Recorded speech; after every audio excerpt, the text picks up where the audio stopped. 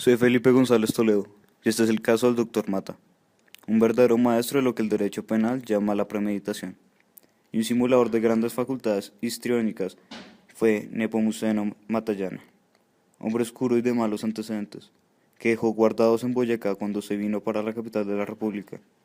Se entregó al ejercicio de la profesión de abogado sin que sus conocimientos hubieran pasado del ciclo de primaria. Para actuar como tal, incurrió en falsedades y maromas, en las cuales era un experto. En la población de Caldas, Boyacá, nació Matallana en el comienzo del siglo. Fue muy conocido en Chiquinquirá y en la provincia de Ubaté, región en la cual se inició como delincuente, pero de esos delincuentes que no dejan rastro. A temprana edad, pues no había pasado mucho de los 20 años, contrajo matrimonio con Carmen Sarmiento, mujer que ya había caminado buena parte del otoño de su vida, pero que disponía de algunos dineros. Recibió el imborrable sacramento a escondidas de su familia. Se cuenta que Matallana, mucho antes de venir a Bogotá, mató a un hombre en su región y escondió el cadáver entre dos grandes piedras, donde los gallinazos piquetearon, como muy propiamente se puede decir. Solo tiempos después alguien encontró los huesos y se ataron cabos que señalaban a nuestro personaje como autor de este homicidio, cuando ya era muy difícil, por no decir imposible, cobrarle el delito. Ni siquiera fue llamado a declarar. Instalado ya en Bogotá, puso en juego un sistema de invención, escogía a sus víctimas entre fichas sueltas de la sociedad. Así cayó un proxeneta en uso de retiro, necesariamente bueno, cayó un homosexual adinerado que vivía lejos de su familia. Finalmente, le correspondió el turno a don Alfredo Forero, negociante y combalachero, ya mayor de 60 años, distanciado de su esposa y su hija. En todos estos casos, se contó que la eficaz y fiel ayuda de un peón que era algo así como los sicarios de estos tiempos, pero de a pie. Buenas tardes, señor Alfredo. Buenas tardes, señor Matallano. Venga, le voy a mostrar los terrenos. ¿Todo esto es suyo? Sí, señor, y está a un precio muy cómodo. ¿Y cuántas hectáreas son las que tiene? Más o menos unas 100. A Merceditas le gustaría. ¿Hacemos trato? Trato. Le traje su plata, señor. Qué buena cosa hacer trato con usted.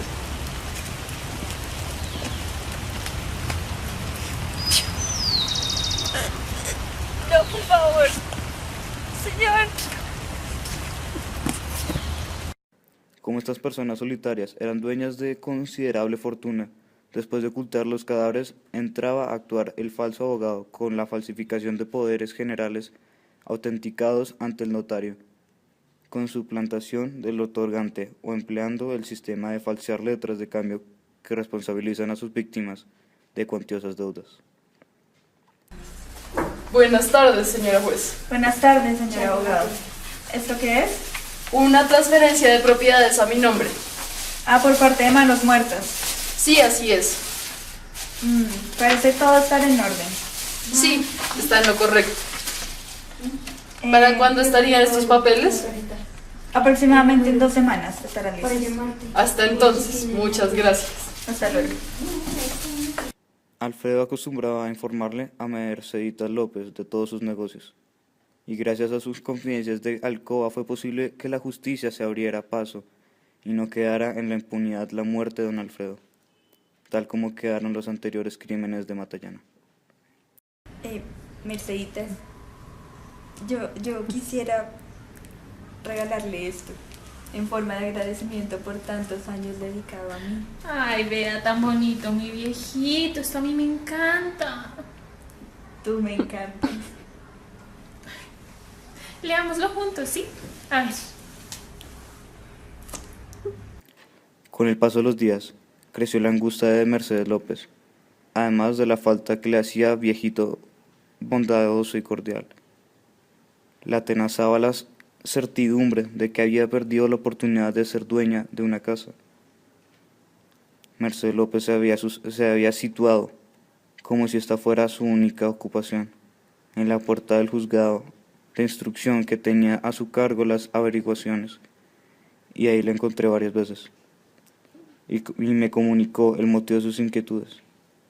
tales cosas decía que era necesario creer. Siguiente.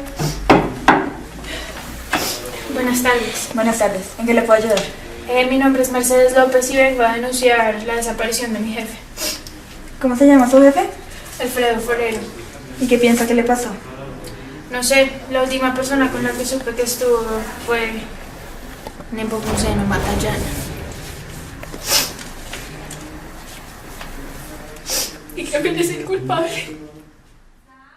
El juez pidió a la prefectura de seguridad un buen detective y lo puso a trabajar.